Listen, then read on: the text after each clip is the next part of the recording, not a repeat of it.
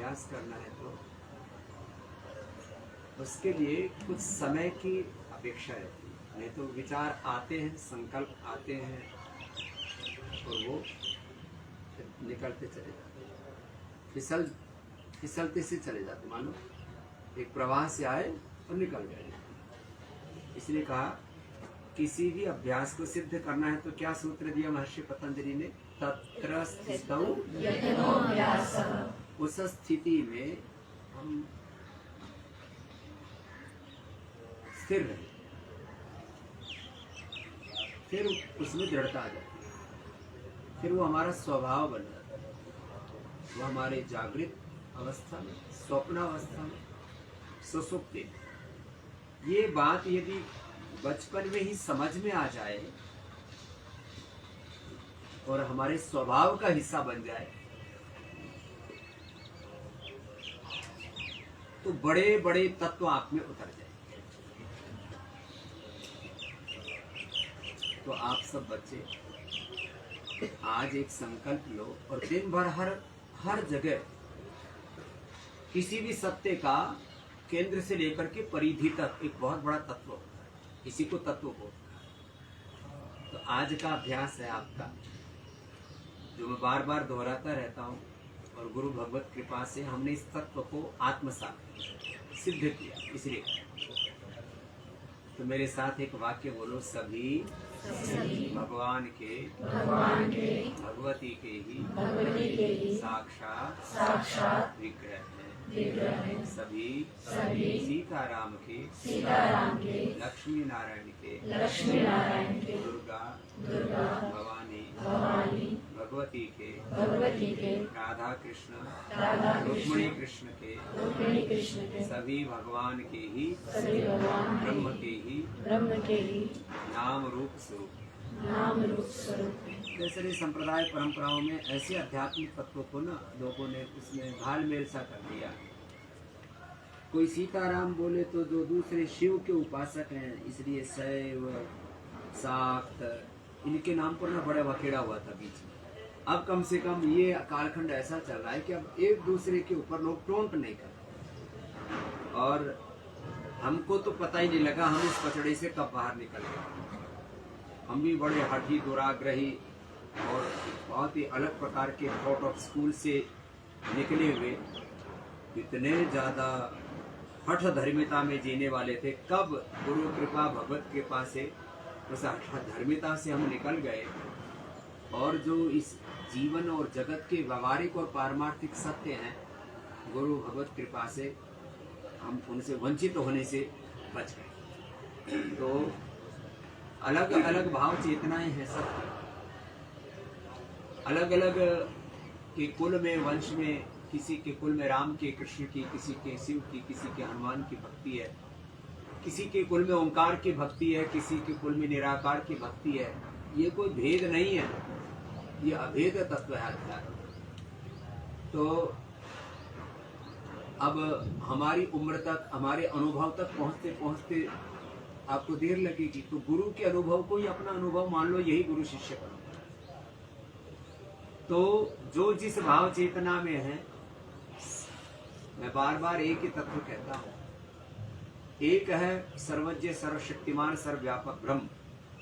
भगवान ब्रह्म कहो, परमात्मा कहो, उसको ऐसे उपासना पद्धति में कहते हैं, मूलतः ब्रह्म रूपाय, मध्यतः विष्णु रूपाय और अग्रतः शिव रूपाय।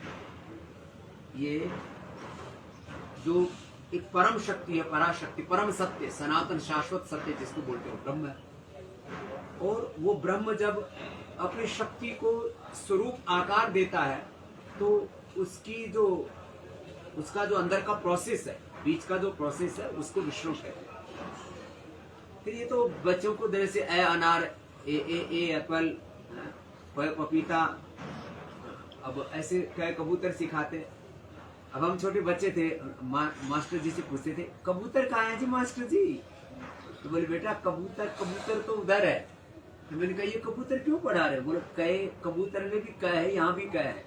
अब हमको सच में कई कबूतर पता ही नहीं लगा बचपन में, अभी तक भी नहीं पता ही कई कबूतर पढ़ाते क्यों है।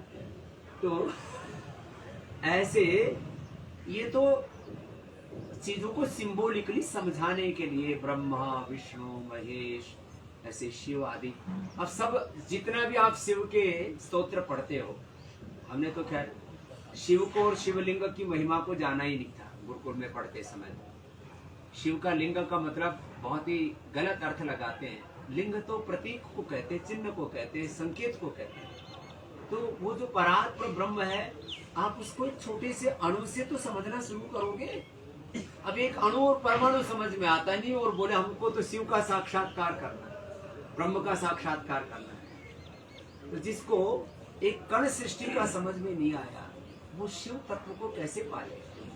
तो जैसे एक कण होता है, तो शिवलिंग कोई शरीर का अंग प्रत्यंग नहीं है। और मैं तो एक दिन आप लोगों से बोल रहा था, सन्यासियों के लिए मैं पहले से सोचता था कि सन्यासी होकर के सीताराम जी की उपासना क्यों करते हैं? उनका तो ब्याह हुआ था, तो भाई, और ये तो सन्यासी है। फिर एक बहन आई, बोले जी मैं तो शिव पार्वती को, राम सीता को, सबको देखती हूँ तो मेरे अंदर तो गलत गलत भाव आते हैं। देखो ये बात तो बहुत निकृष्ट चेतना की है, ये उत्कृष्ट चेतना है। भगवान और भगवान की शक्ति का नाम ही सीता, लक्ष्मी, दुर्गा, सरस्वती, पार्वती, भवानी, भगवती। दुर्गा सहस्त्र नाम में या अलग अलग नामों में जो हम शक्ति के रूप पढ़ते हैं, सुनते हैं, जानते हैं, तो एक है भगवान ब्रह्म और एक है ब्रह्म की शक्ति, वही शिव है।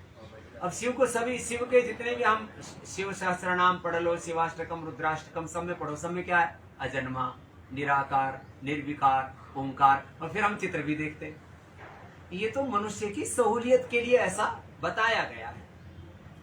और उनकी जो शक्ति है, शिव की जो शक्ति है, उसी को हम शिव के रूप में भी अनेक रूपों में जो शिव का हम जो है नाम स्मरण करते हैं, और या जो है भवानी, भगवती, पार्वती के रूप में, सब तत्व जो है अंततो गत्वा दो ही नाम रूपों में आ जाते हैं, एक भगवान, एक भगवान की शक्ति। और जो बीच का प्रोसेस है उसको विष्णु कहते हैं।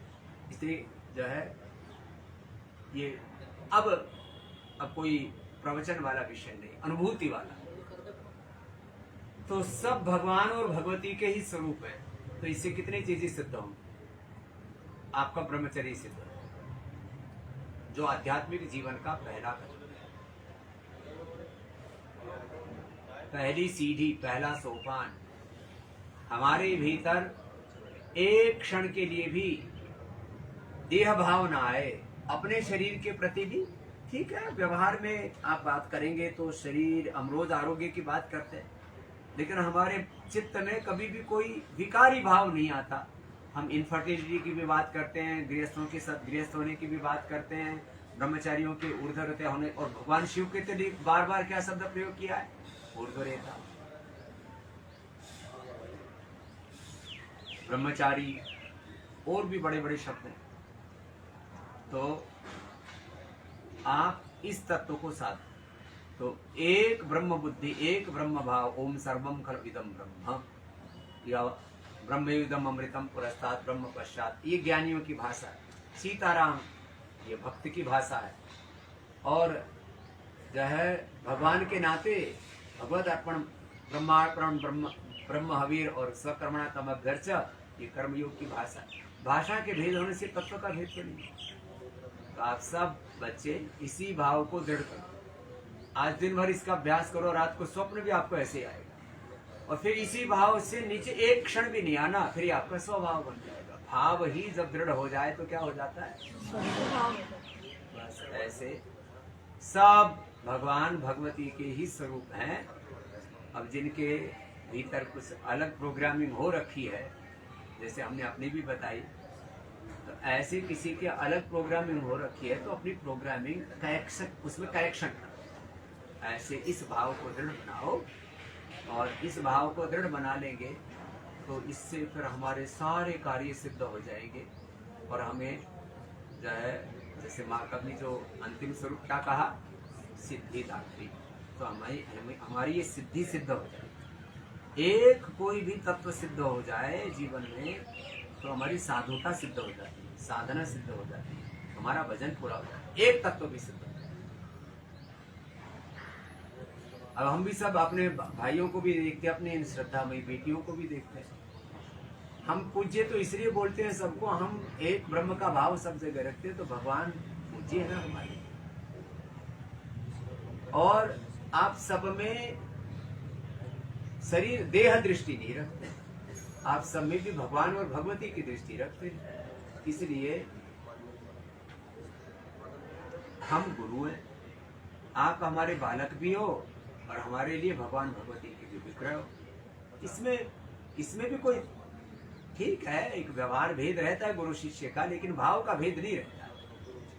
तो ऐसे आज मैं तो अभी विश्वविद्यालय में, दीदी बोल रही थी स्वामी जी 9 दिन आप अलग अलग जगह योग करो, तो आज हम विश्वविद्यालय में योग करके आए। फिर कल कहीं और डेरा डाल देंगे, जब दीदी बोलेंगी तो यहाँ भी एक दिन डेरा डाल देंगे। बड़ा सुंदर सुंदर सा लग रहा है।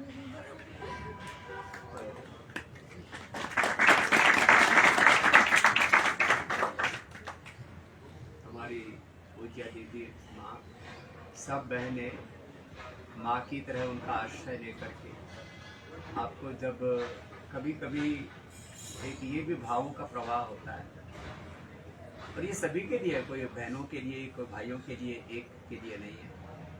कभी कभी हमें ऐसा लगता है कि हमारे ऊपर कोई बहुत शक्तिशाली हाथ चाहिए, बहुत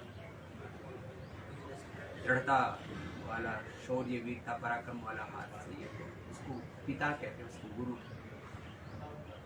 और जब कभी कोई, ये तो जन्म जन्मांतरों की अपने भीतर अपरिमित भाव चेतनाएं हैं, तो जब माँ अर्थात प्रेम करुणा वात्सल्य की मांग उठे भीतर से, तो दीदी भी हैं और माँ भी हैं, ऐसे दिव्य स्वरूप में आप सबको उभारती रहती है।